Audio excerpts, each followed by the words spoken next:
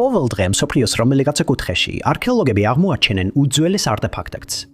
ადამიანები უჩინარდებიან და დანაშაულები ხდება. მიუხედავად იმისა, რომ ამ მოვლენების უმეტესობა ჩვეულებრივია და არაფრით გამორჩეული, ზოგიერთი მათგანი ექსპერტებსა და შესაბამის ორგანოებს საგონებელში აგდებს და ამ შემთხვევების საიდუმლოებები შესაძლოა არასოდეს გაიხსნას. ნომერი 10. უმეტესობა ავტორებისა არა მხოლოდ ცდილობს გავლენა მოახდინოს მკითხველის ცხოვრებაზე, არამედ როგორც ადამიანის ბუნება, ისინი ასევე ცდილობენ თავიანთი შრომის აღიარებას, რადგან ზოგიერთ წიგნსა და პიესას დასრულებას წლები თუ არა 10 წლეულები სჭირდება. მაგრამ ერთი ავტორი, როგორც ჩანს, საერთოდ არ არის დაინტერესებული ყურადღების ცენტრში ყოფლით, რადგან მისი ნამდვილი ვინაობა უცნობია და ბევრი მეცნიერი უშედეგოდ ცდილობდა გაერკვია, ვინ არის ის. ბევრი სახელი იქნა წამოყენებული ამ დრამატურგის ვინაობის დასადგენად, მაგრამ ვერავინ შეძლო მისი ნამდვილი ვინაობის დამტკიცება.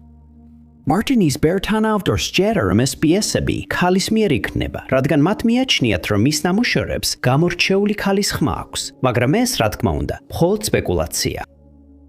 მისი პირველი წარმატებული პიესა, საუბარი, მონოლოგების კრებულია, რომელიც ლუის უილის მსახიობთა თეატრში ჰუმანას ახალი ამერიკული პიესების ფესტივალზე დაიდგა.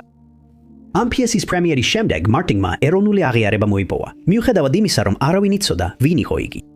ზოგიერთი წყარო ამტკიცებს, რომ იგი კენტუკიში დაიბადა, თუმცა ისინი არ ასახელებენ რა მიიყვანა ამ დასკვნამდე, რადგან მას არასდროს დაუთანხმებია ინტერვიუზე და არასდროს გამოჩენილა საჯაროდ თავისი ნამუშევრების პოპულარიზაციისთვის. არსებობს ვარაუდი, რომ ჯეინ მარტინი ჯონ ჯორის ფსევდონიმია, რომელიც ვაშინგტონის უნივერსიტეტის დრამის პროფესორია და არაერთი პიესა აქვს დადგმული საკუთარი სახელით. როდესაც ამაზე გითხეს, ჯორი ყოველთვის უარყოფდა, რომ ის იყო ეს იდუმალი ავტორი. თუმცა მიიჩნევა, რომ მას შესაძლოა ავტორის ნამდვილი ვინაობა იცოდეს, რადგან აღნიშნა, რომ ავტორი ვერ შეძლებდა პიესების შექმნას, თუ მისი ნამდვილი სახელი გახმაურდებოდა.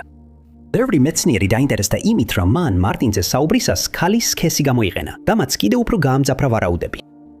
ზოგი ფიქრობს, რომ ის შეიძლება თავის ცოლს, მარსია დიქსი, ჯორის გულისხმობს, ხოლო ზოგი ვარაუდობს, რომ მარტინის ნამუშევარი შესაძლოა წყვილის ერთობლივი შემოქმედება იყოს. რაც არ უნდა იყოს, მარტინის პიესებმა 10 წლეულების განმავლობაში დიდი აჟიოტაჟი გამოიწვია ინდუსტრიაში, მათ შორის ერთ-ერთი სახელწოდებით კილი და დიუ. 1993 წელს ის გახდა ყველაზე ხშირად დადგმული ახალი პიესა მთელ შეერთებულ შტატებში და მოიპოვა საუკეთესო ახალი პიესის ჯილდო, რომელიც ამერიკის თეატრალური კრიტიკოსების ასოციაციამ მიანიჭა. ის ასევე ნომინირებული იყო Pulitzer პრემიისთვის დრამატურგიაში, თუმცა მისმა სხვა პიესებმაც დიდი ყურადღება მიიპყრო. Anthony the Show Businessy და Jackie the Jilly ორივე მოიპოვა ახალი საუკეთესო პიესის ჯილდო და მალე ნათელი გახდა, რომ მარტინს ნამდვილი ტალანტი ჰქონდა და არა უბრალოდ ერთჯერადი წარმატება. მისი პიესები ხშირად ეხება რთულ და სადავო თემებს, როგორიცაა პოლიტიკა და სოციალური არეულობა, რომელიც კონკრეტულ უბანში ხდება. მისი ანონიმურობა საშუალებას აძლევს მას შეეხოს პოლიტიკურად არაკორექტულ თემებს და ასევე პირდაპირ ისაუბროს საკუთარ აზრებზე თანამედროვე საზოგადოების მდგომარეობის შესახებ. მისი უფრო იუმორისტული პიესებიც კი შეიცავს სატირას თეატრის ინდუსტრიაზე, ხოლო მისმა კოლეგა დრამატურგებმა შეაქეს მისი უნარი, ჩართოს მაყურებელი. ჯერჯერობით მარტინის ვინაობა საიდუმლოდ რჩება და შესაძლოა არასდროს გავიგოთ ვინ არის ის. ზოგი ადამიანი ფიქრობს, რომ ეს საიდუმლო გაუხსნელი უნდა დარჩეს და მას უნდა მიეცეს საშუალება ანონიმურობის კომფორტში გამოხატოს საკუთარი თავი. ნომერი 9. არქეოლოგებს ძალიან საინტერესო, თუმცა შრომატევადი სამუშაო აქვთ, რომელიც ხშირად იშვიათი არტეფაქტების აღმოჩენით სრულდება, რომლებიც მანამდე არასოდეს უნახავთ. გარდა ამისა, ზოგჯერ ისინი ისეთ რამეს წააწყდებიან, რაც სრულიად აბნევს მათ. მაგალითად, ბრინჯაოს არტეფაქტი, რომელიც ალასკაში 2011 წელს აღმოაჩინეს. იმ წელს მკვლევართა ჯგუფი Cape Espenberg-ზე გათხრებს ატარებდა, როდესაც მათ ლითონის ნივთების აღმოჩენა დაიწყეს, რომლებიც იმ რეგიონში არ უნდა ყოფილიყო და საიდუმლოდ როგორ მოხდა ისინი იქ, დღემდე გაუხსნელია. პროექტს ხელმძღვანელობდა John F. Hoffaker, რომელიც მთავარი მკვლევარი იყო და Owen K. Mason ჯგუფის თანამთავარი მკვლევარი.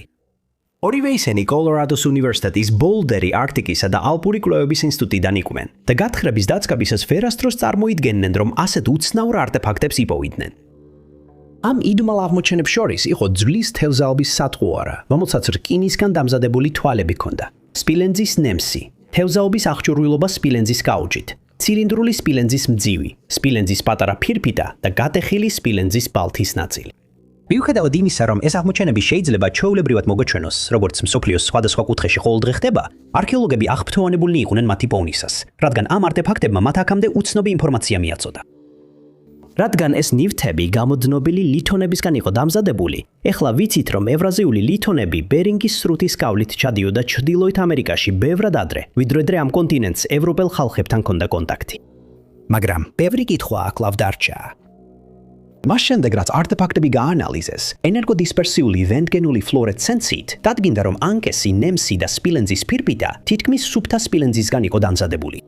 მაგრამ ჯერ არ დადგენილა, იყო თუ არა ეს სპილენძი ადგილობრივად მოპოვებული ალასკაში, თუ ის სხვაგანიდან იქნა ჩამოტანილი. რაც შეეხება მძივსა და ბალთას, დაცმულებით შეიძლება ითქვას, რომ ისინი გამოდრობილი ლითონის შენადნობებისგან იყო დამზადებული. აღმოჩნდა, რომ ისინი შეიცავდა ბრინჯაოს, ანუ სპილენძის შენადნობს, ტყვიასა და კალას. ბალთაში ასევე აღმოჩნდა მცირე რაოდენობით არსენი და ვერცხლი, ხოლო მძივი ძირითადად ტყვიისგან შედგება, თუმცა ის ასევე შეიცავლასა და სპილენძს. ბალთამ ყველაზე დიდი აღფრთოვანება გამოიწვია ექსპერტებში, რადგან მიიჩნევა, რომ ის ყალიბის გამოყენებით არის შექმნილი. ალასკაში პრეისტორიული პერიოდის მსგავსი ნინივთი არასოდეს აღმოუჩენიათ და ბალთაზე მიმაგრებული მცირე თხავის ნაჭრის წყალობით შესაძლებელი გახდა რადიოკარბონული დათარიღების ჩატარება. მისი დათარიღება მოხდა ჩვენი წელთაღრიცხვით 1165-დან 1403 წლებს შორის და მკვლევრებმა შენიშნეს, რომ ის ძალიან გავდა ბალთებს, რომლებიც ჩინეთში ცხენის აღკაზმულობაში გამოიყენებოდა პირველიდან მე-6 საუკუნეებს შორის. მიუხედავად იმისა, რომ ამ აღმოჩენებმა დიდი აღფრთოვანება გამოიწვია, მათ ექსპერტები ასევე დაბნეულები დატოვეს. მანამ, სანამ ეს ადგილი არ გათხრილიყო, მიიჩნეოდა, რომ გამოდნობილი ლითონის ნივთები ნამ რეგიონში მხოლოდ ევროპელი მოგზაურების ჩამოსვლის შემდეგ იწარმოებოდა. მაგრამ ეხლა ცნობილია, რომ ეს ასე არ იყო და რომ პრეისტორიულ პერიოდში ალასკაში მცხოვრებ ხალხს ეს ლითონები უცნობი წყაროდან ჰქონდა მიღებული. გათხრილ სახლებში, რომლებიც ამ ადგილზე აღმოჩენილი, მაცხოვრებლები 1850 წლამდე წავიდნენ და დადგინდა, რომ ისინი აშენებული იყო ალასკის სხვა რეგიონებიდან ჩამოტანილი ქვით, რადგან ამ ტერიტორიაზე ასეთი ქვა არ არის აღმოჩენილი. სახლები აშენებული იყო დიუნებში, რომლებიც ამ ტერიტორიაზე ათასობით წლის წინ არსებობდა და ძალიან ცოტა რამ არის ცნობილი იმ ხალხზე, ვინც მათში ცხოვრობდა. დამატებითი კვლევები მიმდინარეობს ამ ადგილზე და დროთა განმავლობაში შეიძლება მეტი გავიგოთ იმ ხალხზე, ვინც იქ ცხოვრობდა და იმ ტექნიკებზე, რომლებსაც ისინი იყენებდნენ ამ უცნაური ნივთების შესაქმნელად. ნომერი 8. 1800-იანი წლების დასაწყისში მეგობრეთა გემი სახელად Young Teaser დაცურავდა ნოვა სკოტიას სანაპიროსთან და ნებისმიერი გემი, რომელიც მას შეხვდებოდა, ან გაქცევას აერჩევდა, ან ბრძოლაში ჩაერთვებოდა. Young Teaser იყო მეგობრეთა გემი, რომელიც თავს ესმოდა ყველა ბრიტანულ ხომალდს, რომელსაც გზაზე შეხვდებოდა და უმეტეს შემთხვევაში, როცა ყველაფერი მთავრდებოდა, მისი ეკიპაჟი მტრის გემის მთელ ტვირთს იტაცებდა, რომელსაც შემდეგ ან სარფიანად ყიდნენ, ან თავად მეგობრეები იყენებდნენ. გემი შხუნა აშენდა ნიუ-იორკში 1813 წელს. მისი სიგრძე იყო 75 ფუტი, ჰქონდა სპილენძის კორპუსი და იწონიდა დაახლოებით 124 ტონას. გემი აღჭურვილი იყო რამდენიმე ქვემეხით, ხოლო ცხვირზე ჰქონდა შთამბეჭდავი ალიგატორის თავი, ღია ყბებით და აგრესიულ პოზაში. 1912 წლის ომის დროს გემი მოძრაობდა მაჰონის ყურის მიდამოებში, რადგან იქ მრავალი ყურე და კუნძული იყო, სადაც ეკიპაჟს შეეძლო დამალვა და მოულოდნელად ბრიტანულ გემებზე თავდასხმა. სიტუაციას კიდევ უფრო ამძიმებდა ის, რომ თავდასხმული გემების უმეტესობა სრულიად უიარაღო იყო და ეკიპაჟს სხვა გზა არ ჰქონდა, გარდა იმისა, რომ მაშინვე დანებებულიყო, ან ყველაზე უბედური დასასრული შეხვედროდა. მას შემდეგ, რაც გემებს იკავებდნენ და მათი ტვირთი გადაჰქონდათ Young Teaser-ზე, ისინი ბოსტონში მიყავდათ, სადაც ყიდნენ. კაპიტანი ფრედერიკ ჯონსონი იდგა ძველი გემის, სახელად Teaser-ის საჯესთან. მანამდე დააკავეს, მაგრამ პირობითად გაათავისუფლეს მას შემდეგ, რაც პირობა დადო, რომ აღარასოდეს შეუტევდა ბრიტანულ გემს. მაგრამ აშეჭაში დაბრუნების შემდეგ მასში კვლავ გააღვივდა კერძოერობისადმი სიყვარული. ის შეუერთდა Young Teaser-ის ეკიპაჟს, რომელიც მისი ძველი გემის სახელზე იყო დარქმეული და ეკიპაჟის დანარჩენ წევრებს ის მაშინვე არ მოეწონათ, რადგან მას უხეშად, ბოროტად და ცუდ ხასიათზე მყოფად ახასიათებდნენ. მიუხედავად ამისა, ის გემის პირველ ლეიტენანტად მსახურობდა და თავის 36 ეკიპაჟის წევრთან ერთად ზღვაში გაცურავდა. ის მსახურობდა კაპიტანი UB Dobsonis ხელმძღვანელობით, რომელიც იმ დროს ცნობილი მეკობრე იყო და გემი თავის პირველ მოგზაურობაში 1813 წლის 10 მაისს გავიდა. 3 დღის შემდეგ მათ პირველი სამიზნე გამოავლინეს და დაიწყეს შეტევა ბრიტანულ გემზე სახელად Invincible Napoleon. იმ გემის ეკიპაჟმა ყველაფერი გააკეთა, რომ გაქცეულიყო და მხოლოდ 5 საათიანი დევნის შემდეგ შეძლეს მეკობრეებმა მათი დაჭერა. Invincible Napoleon დააკავეს და შემდეგ აუქციონზე გააკეთეს პორტლანდში, მაგრამ 2 კვირის შემდეგ Young Teaser რთულ დამოწურვას შეეჯახა. კაპიტანმა Dobsonმა HMS Lahagis ეკიპაჟს დუელში გამოიწვია და გამოწვევა კაპიტანმა კაპელმა მიიღო. Dobsonმა მალე გააცნობიერა, რომ შეცდომა დაუშვა და გაქცევა სცადა, მაგრამ ბრიტანელები დაედევნენ. HMS ლაჰოგის კიდევ 2 ფრეგატი, ორფეოსი და კასტორი შეუერთდა, რაც დობსონისთვის უცნობი იყო. ჰალიფაქსის მახლობლად ხმელეთზე артиლერისტები ყავდათ განთავსებული, იმ შემთხვევაში თუ Young Teaser-ი ცდილობდა ყურეში გაქცევას. Dobsonმა მოახერხა გემის ზედაპირზე შენარჩუნება 18 საათის განმავლობაში და საბოლოოდ გემი მეჩეთში შეიყვანა, რადგან ფიქრობდა, რომ უფრო დიდი ხომალდები ვერ გახვებოდნენ. ხრიგებმა როგორც ჩანს გაამართლა, მაგრამ კაპიტანმა კაპელმა შემდეგ თავის ხალხს უბრძანა, გემის ნავებით დაედევნათ. თითოეულ მათგანს კი ქვემეხი ჰქონდა დამონტაჟებული. Dobsoni შევიდა ჩესტერის ნავსადგურში, სადაც გემი მეჩეთზე დაჯდა გვაკერის კუნძულის მახლობლად. ლეიტენანტმა ჯონსონმა იცოდა, რომ მას შემდეგ რაც სიტყვა გატეხა, თვედ ჩავარდნის შემთხვევაში გარდაუვალი სიკვდილით დასჯაელოდა. ამიტომ მან წარმოუდგენელი გააკეთა. დაინახეს, როგორ გარბოდა გემის დენთის მარაგებისკენ ხელში ცხელი ნაგვარჩხალი ეჯირა. ეკიპაჟიდან არც ერთს არ უცდია მისი შეჩერება და ჯონსონმა ნაგვარჩხალი დენთში ჩაარჯო, რის შედეგადაც მოხდა ძლიერი აფეთქება, რომელიც 12 მილის მანძილზეც კი იგრძნობოდა. გადარჩენილები, მათ შორის კაპიტანი დობსონი, ნაპირზე გავიდნენ და დანებდნენ. რამდენიმე საათის შემდეგ კი Young Teaser-ი ტალღებში ჩაიძირა. დაახლოებით 1 წლის შემდეგ მეზღვაურებმა ითხოვინებოდნენ, რომ ამ ტერიტორიაზე ხანდახან აჩრბილის გემი დაცურავდა. გემი ყოველთვის ცეცხლში იყო გახვეული, რის გამოც მას შეარქვეს ტიზერის ნათება, რადგან სჯეროდათ, რომ ეს იყო Young Teaser-ი, რომელიც ბრუნდებოდა და შემდეგ უკვალოდ ქრებოდა, თითქოს იქ არასდროს ყოფილა. ნომერი 7. Selden's Codex-ი არის კოლონიზაციამდე არსებული მიქსტეკური აკორდეონისებრი წიგნი La Acadan, მექსიკიდან, რომელიც John Seldenმა დაახლოებით 1616 წელს შეიძინა. მანამდე ის ეკუთვნოდა ფრანკ კოსმოგრაფ ანდრე თევეს, რომელმაც იგი გავიდა ინგლისელ ავტორ Richard Ackloyd's. Ackloydმა იგი გადასცა Samuel Purchas, რომელზეც ამბობენ, რომ წიგნი თავის შვილს დაუდოვა და შემდეგ Selden's მიიღიდა. 1659 წელს Seldenმა კოდექსი ოქსფორდის უნივერსიტეტის ბოლდლიანის ბიბლიოთეკას დაუდოვა და მას შემდეგ მეცნიერები მას საფუძვლიანად იკვლევენ.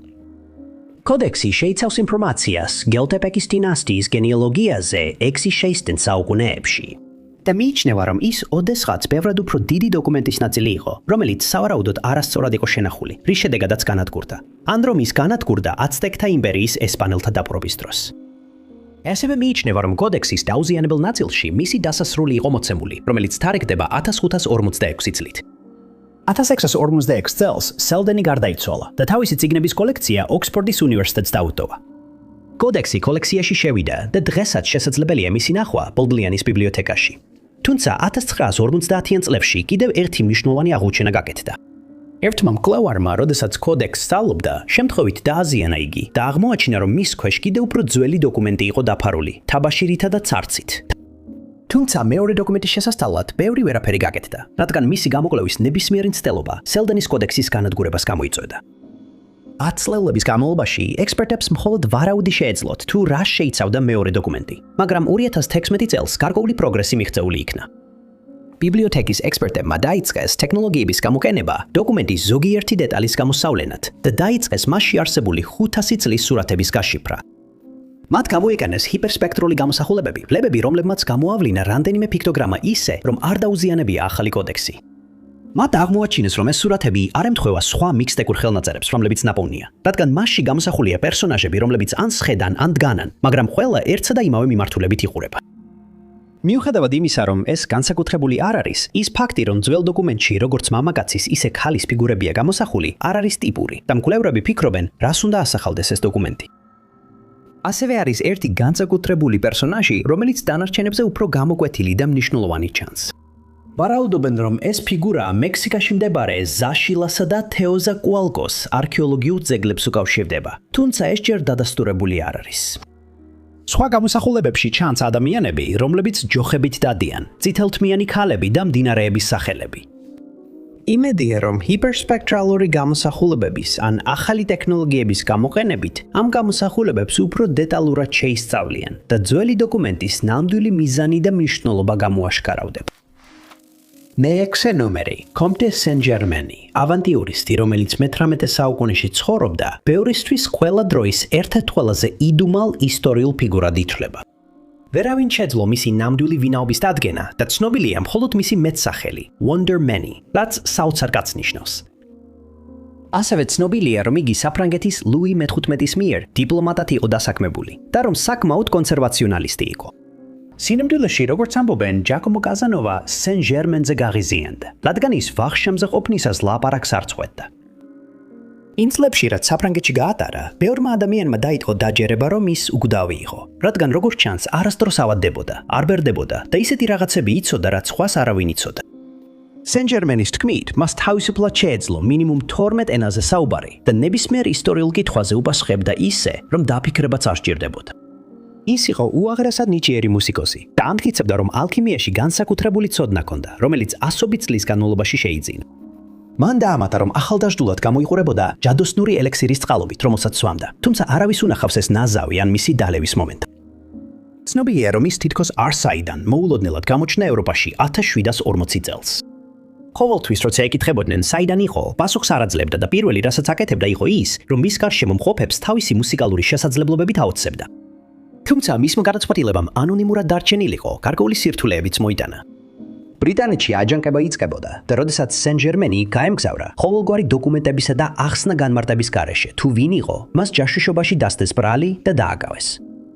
ბოლოს და ბოლოს ეჭვმით ანილობისგან გაათავისუფლეს და ვარაუდობდნენ, რომ ის შეიძლებოდა იტალიელი, პორტუგალიელი, პოლონელი ან ესპანელი ყოფილიყო. ასევე ვარაუდობდნენ, რომ მან მექსიკაში მდიდარი ქალი შეერთო ცოლად და ჯერ მთელი მისი სამკაული მოიპარა, შემდეგ კი კონსტანტინოპოლში გაიქცა, რაც ახსნიდა, საიდან ჰქონდა ფული. სხვები ფიქრობდნენ, რომ ის შეიძლებოდა ყოფილიყო მღვდელი, პროფესიონალი ვიოლინისტი ან შორეული ქვეყნის არისტოკრატი. ერთ დროს ის ნიდერლანდების რესპუბლიკაში გადავიდა საცხოვრებლად და 7 წლიანი ომის დროს ბრიტანეთსა და საფრანგეთს შორის მშვიდობის შეთანხმების დადებას ცდილობდა.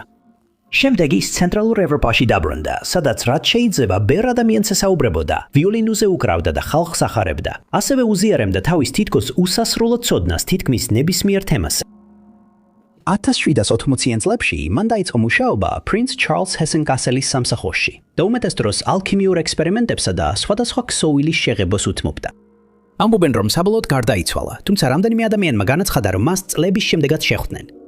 გარდა ამისა, გრაფინია ფონ გეორგიმ გაიხსენა, რომ ერთხელ შეხვდა სენ-ჟერმენს და აღნიშნა, რამდენად გავდა ის სხვა კაცს, რომელსაც ასევე სენ-ჟერმენი ერქვა და რომელსაც დაახლოებით 50 წლით ადრე შეხვდა. სენ-ჟერმენმა დაადასტურა, რომ სწორედ ის იყო ის კაცი, რომელსაც მაშინ შეხვდა და ამიტომაც ადვილია იმის გაგება, რატომ შეეროდათ ბევრ ადამიანს, რომ ის უკდავი იყო. მისი ნამდვილი ვინაობა არასოდეს დადგინდა და სენ-ჟერმენი რჩება ერთ-ერთ ყველაზე იდუმალ პიროვნებად მე-18 საუკუნეში. ნომერი 5. სასახლის მცველის გილ პერესის ისტორია ძალიან ძნელად დასაჯერებელია, მაგრამ რამდენიმე ადამიანმა იხილა ამ კაცის გარშემო მომხდარი უცნაური მოვლენები და ამტკიცებდნენ, რომ მან როგორღაც მოახერხა ტელეპორტაცია, როგორც არ უნდა ჟღერდეს ეს დაუჯერებლად. ეს უცნაური მოვლენა მოხდა 1593 წლის 25 ოქტომბერს. იმ ღამეს კი ფილიპინების ქალაქ მანილას გუბერნატორის სასახლეში თითქმის არაფერი ხდებოდა და ერთ-ერთი მცველი, რომელიც შესასვლელთან იდგა, ძლივს იკავებდა თავს, რომ არ ჩასწინებოდა. ამბობენ, რომ ის იყო თბილი, ნოტიო საღამო, რამაც მოწყენილობა კიდევ უფრო აუტანელი გახადა და ბოლოს მან წააგო ეს ბრძოლა. ის უკონტროლოდ ამთქნარებდა და მალე თვალები ისე დაუმძიმდა, რომ წამით ჩაეძინა. მან იცოდა, რომ დიდი უსიამოვნებები ელოდა, თუ ძილში გამოიჭერდნენ, რადგან გუბერნატორი გომეს პერეს დასმარნიასი წინადრეს აჯანყების დროს მოკლეს. და ყველა მცველი, რომლებიც ფილიპინების სამოქალაქო გვარდიის წევრები იყვნენ, უმაღლეს მზადყოფნაში უნდა ყოფილიყვნენ. მაგრამ პერესი უკვე წამით ჩასწინებოდა, როგორც თავად ამბობდა, როცა სასახლის კედელს ეკრნებოდა. როცა გამოაღვიძა, ვერ დაიჯერა, რასაც ხედავდა. სასახლე აღარ იყო ადგილზე და გარშემო ვეღარაფერს ცნობდა. მან ასევე შენიშნა ახლო-მახლო ჯარისკაცები, რომლებიც სრულიად განსხვავებულ უნიფორმებში იყვნენ გამოწყობილნი. და როგორც კი ის შენიშნეს, ეჭვით შეხედეს. ისინი პერეს მიუახლოვდნენ და კითხეს ვინ იყო, მაგრამ როდესაც მან აუხსნა, რომ ფილიპინებიდან იყო, მათი ფიქრეს, რომ ჯაშუში იყო, რომელიც მოქმედებისას გამოიჭირეს და დააპატიმრეს. აღმოჩნდა, რომ პერესი რაღაც უცნაური გზით მეხიკოში, სასახლიდან დაახლოებით 14,000 მილის დაშორებით წამებში აღმოჩნდა და ვერანაირ ახსნას ვერ აძლევდა ამას. საპატიმროში ყოფნისას მან სცადა აეხსნა რა მოხდა, მაგრამ მისი თხოვნები უყურადღებოდ დარჩა. მან ასევე განმარტა, რომ გუბერნატორის სიკვდილით დასჯის შემდეგ მორიგეობაზე იყო. მაგრამ ამ ამბის შესახებ ცნობები ჯერ მეხიკოში არ იყო ჩასული. ამიტომ მისმა დამტყვევებლებმა იფიქრეს, რომ ის იტყუებოდა. ისინი ფიქრობდნენ, რომ ის ყველაფერს იტყოდა თავისუფლების მოსაპოვებლად. ზოგიერთმა კი ის ეშმაკის თანამზრახველადაც კი დაადანაშაულა. რამდენიმე თვის განმავლობაში ის ციხის საკანში ყავდათ გამოკეტილი, მაგრამ შემდეგ მექსიკის ხელისუფლებამ საბოლოოდ შეიტყო გუბერნატორის გარდაცვალების შესახებ. მისი მცველები აღარ იცოდნენ რა ეკნათ მასთან ამ ეტაპზე, რადგან აშკარად სიმართლეს ამბობდა, მაგრამ იმის გათვალისწინებით რაც მან განაცხადა, უჭირდათ დაეჯერებინათ, რომ თითქოს წამში 1000-ობით მილი გაევლო ტელეპორტაციით. მოვლენა 1689 წელს აღწერეს და ხალხმა დაიწყო ვარაუდი, როგორ იყოს ეს შესაძლებელი. ვარაუდობდნენ, რომ ის ჯადოქრებთან იყო შეკრული და მისმა თანამზრახველებმა მოახერხეს მისი ტელეპორტაცია მეხიკოში, მაგრამ ამ თეორიას არ ქონდა ახსნა, რატომ უნდა გაეკეთებინათ ეს. სხვა წყარო ამატებს, რომ მექსიკის ხელისუფლებამ გუბერნატორის მკვლელობის შესახებ შეიტყო ბევრად ადრე, ვიდრე რაიმე გემი მივიდოდა ამ ამბის მოსატანად და მიიჩნევა, რომ ამ ინფორმაციის წყარო თავად პერესი იყო. არავის არასდროს შეძლებია აეხსნა, რა დაემართა პერეს იმ ღამით. ბევრი ადამიანი ფიქრობს, რომ ამ მოვლენებს ლოგიკური ახსნა უნდა კონდეს, მაგრამ რეალური ფაქტები ამ შემთხვევის შესახებ კვლავ საიდუმლოდ რჩება. ნომერი 4. მთელი ისტორიის განმავლობაში ბევრ ავტორს სხვადასხვა მიზეზით აუგრძალეს თავისი ნამუშევრები. ზოგიერთი ამბობდნენ, რომ ისინი იმ დროის მმართველების წინააღმდეგ გამოდიოდნენ. სხვა ნაწარმოებები ან ძალიან ძალადობრივად მიიჩნეოდა, ან იმდენად დიდ დაპირისპირებას იწვევდა, რომ ხელმძღვანელობის აზრით საზოგადოებისთვის მიუღებელი იყო. ერთ-ერთი ასეთი ლიტერატურული ნაწარმოები, პიესა სახელად ძაღლების კუნძული, ბენ ჯონსონისა და თომას ნეშის მიერ მე-16 საუკუნის მეორე ნახევარში დაიწერა. ის პირველად სცენაზე 1587 წელს დაიდგა და შეიძლება ითქვას, რომ საკმაოდ დიდი აჟიოტაჟი გამოიწვია. ამ პერიოდში მრავალი ლიტერატურული ნაწარმოები, მათ შორის ბიბლია, სხვა ენებიდან ინგლისურად ითარგმნებოდა. რენესანსი უკვე აქტიურად მიმდინარეობდა და ინგლისში ადამიანები ძალიან ცდილობდნენ, რაც შეიძლება მეტი გაეგოთ ევროპასა და დანარჩენ სამყაროზე. ამიტომ ამ თარგმნილი ნაწარმოებების დიდი მოთხოვნა იყო და მრავალი წიგნი გადაკეთდა პიესებად, რომლებიც საჯაროდ იდგმებოდა. ზოგიერთმა დრამატურგმა ამ ისტორიებში საკუთარი დეტალებიც დაამატა და თეატრალური სცენა სწრაფად განვითარდა. 1559 წლამდე მსახიობები როგორც წესი ღარიბები იყვნენ და ქალაქიდან ქალაქში მოგზაურობდნენ, რათა პიესების შესრულებით მცირე შემოსავალი ეშოვათ. იმ წელს თუმცა დედოფალმა ელიზაბეთ პიროვმა გადაწყვიტა, რომ მსახიობებს პიესების შესრულებისთვის ლიცენზია სჭირდებოდათ და შესაბამისად, ვისაც ასეთი ლიცენზია ექნებოდა, ბოლოს და ბოლოს შეძლებდა ნორმალური შემოსავლის მიღებას. ძაღლების კუნძული პირველად 1587 წელს ლონდონის კედის თეატრში დაიდგა და წარმატებას ვერ მიაღწია. მიჩნეული იყო, რომ პიესის სათაური საკმაოდ აშკარა მინიშნება იყო პლაცენტიის სასახლეზე, სადაც ჭორები დადიოდა, რომ დედოფლის ძაღლები ვოძაღლები ვოლიერებში ყავდათ. თუმცა ეს მხოლოდ ვარაუდად რჩება. შესაძლოა არასდროს გავიგოთ, რაზე იყო ეს პიესა, მაგრამ ერთი რამ ცხადია, მან სწრაფად გამოიწვია აღშფოთება. ჯონსონი, პიესის მთავარი ავტორი, დაუყოვნებლივ დააკავეს ორ მსახიობთან ერთად, რომლებიც ცოტა ხნის წინ ამ პიესაში ითამაშეს და მათ აუყენეს ბრალდება ამბოხების წაკეზებაში, რაც ნიშნავს სიტყვების გამოყენებას აჯანყების გამოსაწვევად. რაც შეეხება ნეშ, მის სახლს ხელისუფლება დაესხა თავს და პიესის ყველა ეგზემპლარი, რომელიც მის ხელთ იყო, ჩამოართვეს. მიჩნეულია, რომ ისინი შემდეგ გაანადგურეს და მათი შინაარსი ეხლა აღარასოდეს გახდება ცნობილი. როგორც კი ჯონსონი დააკავეს, ნეშმა სცადა თავი დაეძვირა პიესისგან და განაცხადა, რომ მხოლოდ პირველი აქტის შესავალი ჰქონდა დაწერილი, ხოლო დანარჩენი ყველაფერი ჯონსონის დაწერილი იყო, რაც ამდენი აჟიოტაჟის მიზეზი გახდა. მან დაამატა, რომ მას შვება მოჰგვარა პიესის აკრძალვან და ბევრად ურჩევნოდა თავიდანვე არ ქონოდა მასთან არანაირი კავშირი. ის გაიქცა Great Yarmouthში, რადგან ეს პირველი შემთხვევა არ იყო, როცა სკანდალში გაეხვა და სავარაუდოდ შიშობდა, რომ პიესის შექმნაში მონაწილეობისთვის მასაც დააპატიმრებდნენ. ხოლოდ იმის წარმოდგენა შეიძლება, რას ფიქრობდა ჯონსონი ამ ყველაფერზე, როცა ციხის საგანში იჯდა, რადგან ნეშს ბევრი შესაძლებლობა ჰქონდა პიესის დაწერისას თავი დაეღწია ამ საქმიდან, მაგრამ მან ეს არ გააკეთა. ისტორიკოსებს ყველაზე მეტად ის აღიზიანებდათ, რომ პიესის შინაარსი სხვაგან არსად არის მოხსენიებული. არავინ იცის, რამ გამოიწვია ესეთი აღშფოთება მისი დადგმისას, ან მართლაც გამართლებული იყო თუ არა ხელისუფლების რეაქცია. ამიტომაც ეს საიდუმლო დარჩება, რომელიც არასდროს გაიხსნება. Number 3. გოლანის მაღლობები, რომელიც მდებარეობს სირიის სამხრეთ-დასავლეთ ნაწილში, არის საიდუმლო ნაგებობის ადგილი, რომელსაც ისტორიკოსები, მკვლევარები და ექსპერტები დაბნეულობაში ჩააგდო მას შემდეგ, რაც პირველად აღმოაჩინეს 1968 წელს, 6 თვიანი ომის დასრულების შემდეგ. ჰერიდორია დაიკავა ისრაელის სამხედროებმა, მას შემდეგ რაც დაამარცხეს იორდანია და ეგვიპტე. ამ პერიოდში ორი არქეოლოგი, შმარია გუთმანი და კლერ ეპსტეინი, დაიწყეს ტერიტორიის შესწავლა და მათ მნიშვნელოვანი აღმოჩენა გააკეთეს. მათ აღმოაჩინეს უცნაური წრიული მეგალითური ნაგებობა, რომელსაც გიგანტების ბორბალი ეწოდა და არ ჰქონდათ წარმოდგენა ვინ შექმნა იგი, ან რა დანიშნულება ჰქონდა მისი აშენების შემდეგ. ზოგი ადამიანი ამ ნაგებობას ისრაელის Stonehenge-ს უწოდებს, რადგან ის კვლავ საიდუმლოდ რჩება და ექსპერტები ჯერ კიდევ ცდილობენ გაარკვიონ, რისთვის გამოიყენებოდა იგი. როდესაც ექსპერტებმა მისი შესწავლა დაიწყეს, ნაგებობა დაათარიღეს დაახლოებით 5,000-6,000 წლის წინანდელად, რაც მას ეგვიპტურ პირამიდებზე უფრო ძველს ხდის. ნაგებობა შედგება რამდენიმე კონცენტრული წრეებისგან, რომლებიც შეიქმნა დაახლოებით 40,000 ბაზალტის ქვის ხელით მიწაზე დადებით. თითოეული ქვა ხელით იყო განთავსებული. ყველაზე დიდი გარეწრის სიგანე დაახლოებით 500 ფუტია. ქვები მოპოვებული იყო მიმდებარე ტერიტორიიდან ვულკანის წყალობით, რომელიც მას შემდეგ მიძინებულია. ზოგი ქვა უბრალოდ კენჭია, ხოლო სხვები ბევრად დიდია და მათი წონა 5 ნახევარ-ტონას აღწევს. მას ასევე აქვს 4 პატარა წრე, ხოლო ცენტრში მკვლევარებმა აღმოაჩინეს სამარხი კამერა, რომელიც დაახლოებით 15 ფუტის სიმაღლისაა. მისი აღმოჩენის შემდეგ ბევრი კვლევა ჩატარდა, მაგრამ არ არსებობს ზუსტი ინფორმაცია თუ რატომ და ვის მიერ აშენდა იგი. ამგვარად აღმოჩენა მრავალი ვარაუდი გამოიწვია და რამდენიმე ექსპერტმა წამოაყენა თეორიები მისი არსებობის ასახსნელად, ისევ როგორც ინგლისის უილტშირის სოლსბერის ვალსბერაკეზე მდებარე ცნობილი სტოუნჰენჯის შემთხვევაში.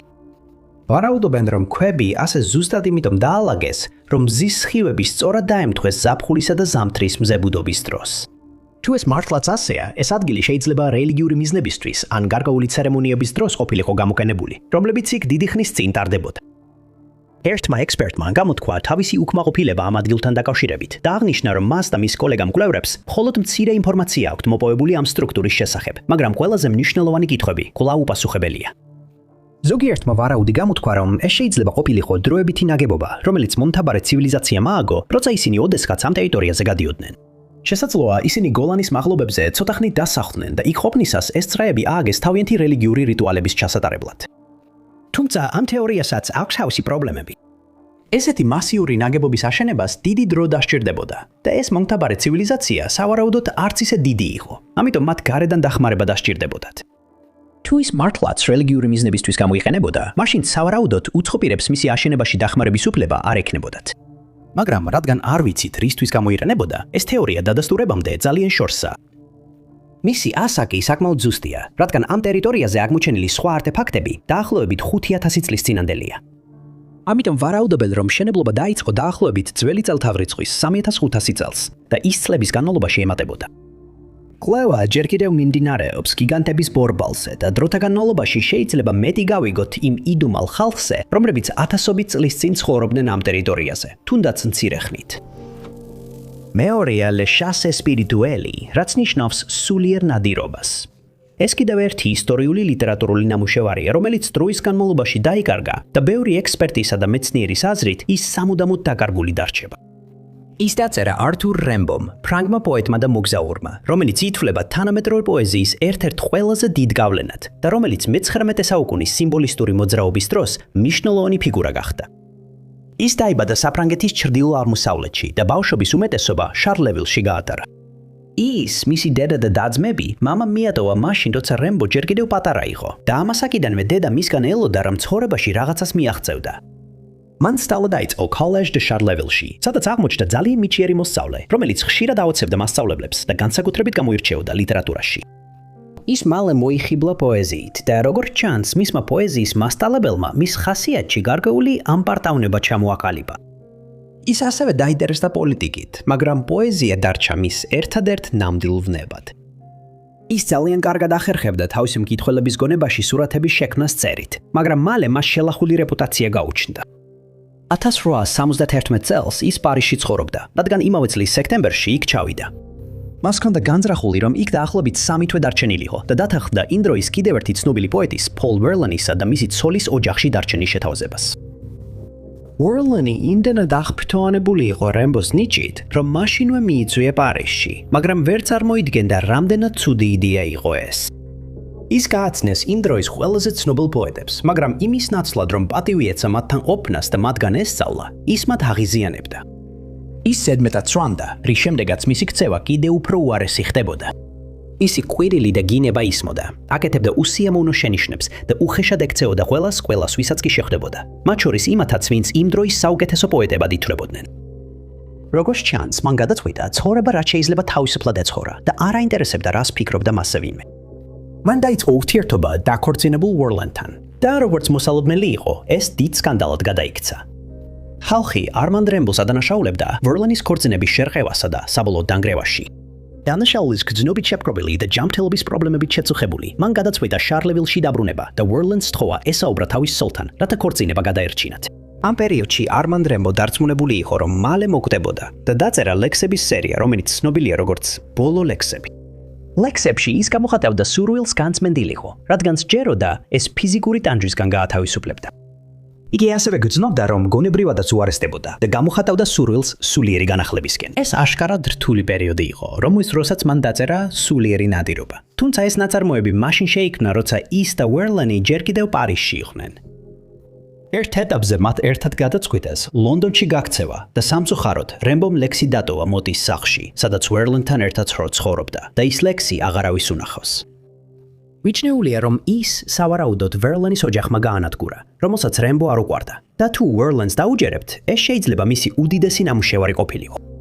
1959 წელს მოკლედ გავრცელდა ინფორმაცია, რომ ლექსი აღმოჩენილი იყო, მაგრამ შემდეგ გაირკვა, რომ ის ლექსი ყალბი იყო და თაღლითობის ნაწილი გახდათ. დღემდე ეს ლექსი დაკარგულად ითვლება და ზოგიერთი ისტორიკოსი ამტკიცებს, რომ ის საერთოდ არასდროს არსებობდა. ნომერი პირველი. ამბობენ, რომ ბიზნესში ნებისმიერი პიარი კარგია, მაგრამ ვაშინგტონში მდებარე რესტორნის მფლობელი ალბათ არ დაეთანხმებოდა ამას, რადგან ის მრავალი წლის განმავლობაში შევიწროების კამპანიის სამიზნე იყო, რომელიც დღემდე გაუხსნელი რჩება.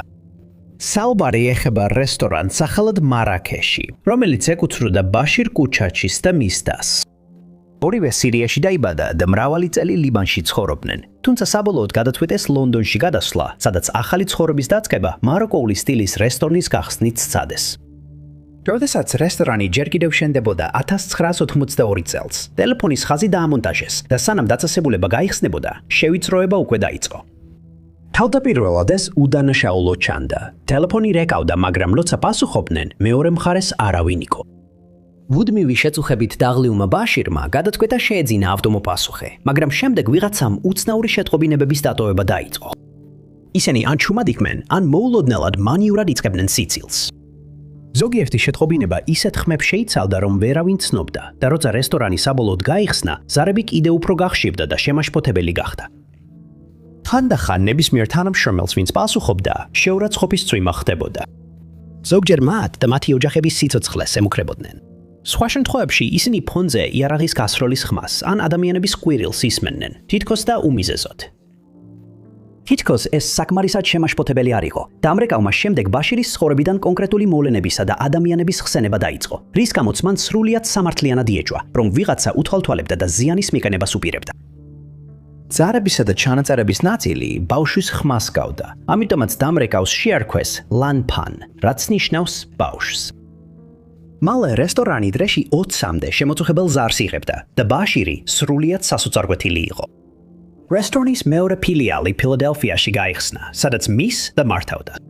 როცა ის მას ფილადელფიაში ესტუმრა, უცნობი რაღაცნაირად იცოდა, რომ ბაშირი იქ იყო და შევიწროება გაგრძელდა. ერთხელ მისი მანქანა დააზიანეს, ხოლო სხვა დროს მიხვდა, რომ ვიღაცა მის მეორე მანქანას ძრავში, კერძოდ კი ანთების სანთლებში ჩაერი. საქმეში ფედერალური საგამოძიებო ბიურო ჩაერთო და 12 თვის განმავლობაში ლენფანტის მხრიდან 300-ზე მეტ ზარს აკვირდებოდნენ. ზარები ვაშინგტონის რაიონში მდებარე სატელეფონო ჯიხურებიდან იყო განხორციელებული, ამიტომ დარეკვის პირის იდენტიფიცირება ვერ მოხერხდა. თუმცა მალე გაირკვა, რომ ამ ზარებიდან რამდენიმე სხვადასხვა სატელეფონო ჯიხურიდან სულ რამდენიმე წამის ინტერვალით განხორციელდა და დადგინდა, რომ ბაშირს რამდენიმე ადამიანი უცნობი მიზეზების გამო ავიწროებდა. მალე ამ ზარებმა ბაშირის ფსიქიკურ ჯანმრთელობაზე დაიწყო გავლენის მოხდენა და მან გადაწყვიტა ცოტახნით ერთ-ერთ დაწესებულებაში შესულიყო, რომ ცოტახნით თავი დაეღწია ამ ყველაფრისთვის.